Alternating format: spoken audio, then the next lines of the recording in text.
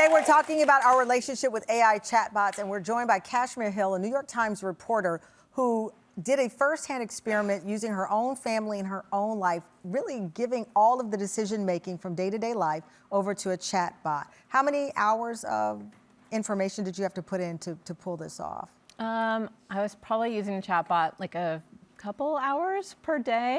But I would say I was keeping track of how many decisions I made over the course of the week. How many decisions? And it was more than 100 decisions over the course of the week. So you ceded power to the chatbot to make these decisions. You talk about something called decision paralysis. What is that?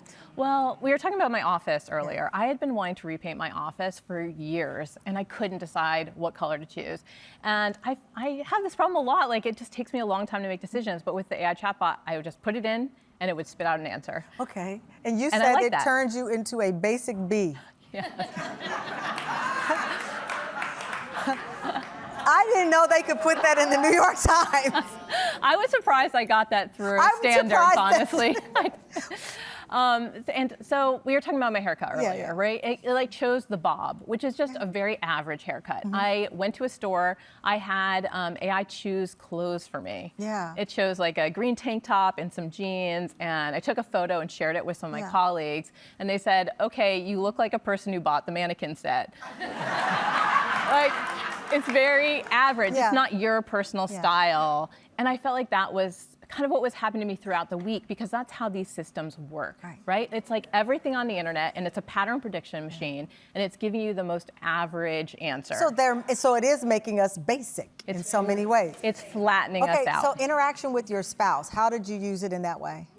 So with my husband, like, he would come to me on the first day. He said, "Is it okay if I go golfing with my friend Colin?"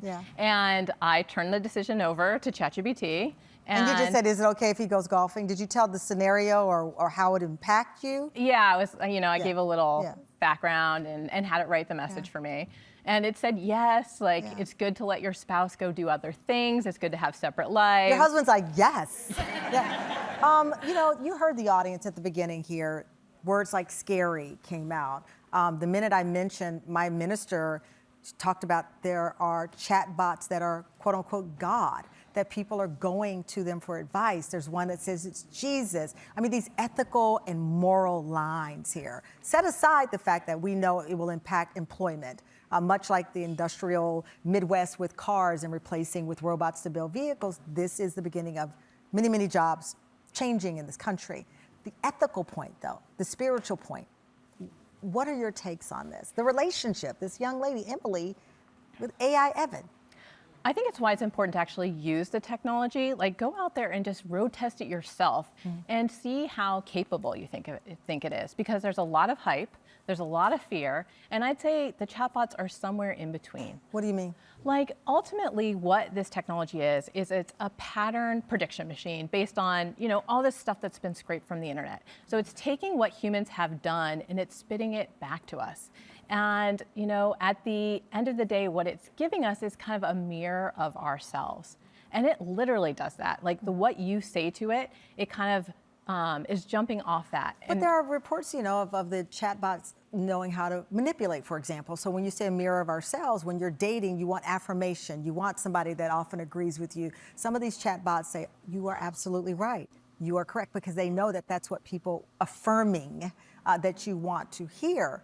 But now you have folks allegedly engaged to chatbots. I mean, these legal questions just on our interaction in love have now come up. Yes, because these chatbots have been designed to be engaging. They're sycophantic. That's the word everyone uses. This basically just means they tell you what you want to hear. They can perform empathy really effectively, so you can tell them your feelings and feel heard, which is a lot of people have started using them, as a therapist.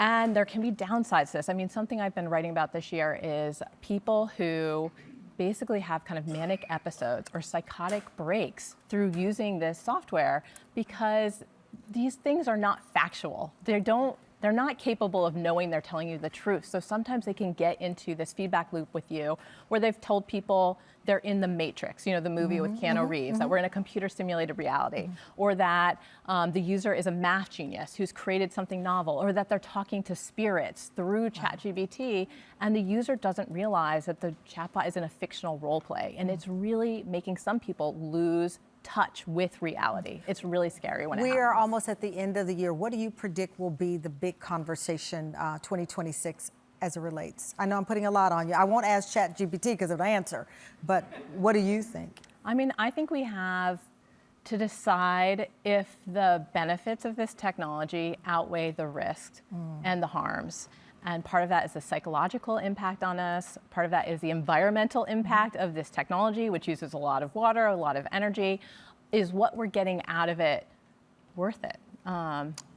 That's the question. I look forward to your many reports to come. All of it phenomenal, but nothing better than that green paint you put on that wall. Kashmir. Thanks, Tamron. Thank you so much, Kashmir Hill. You can follow her on social media.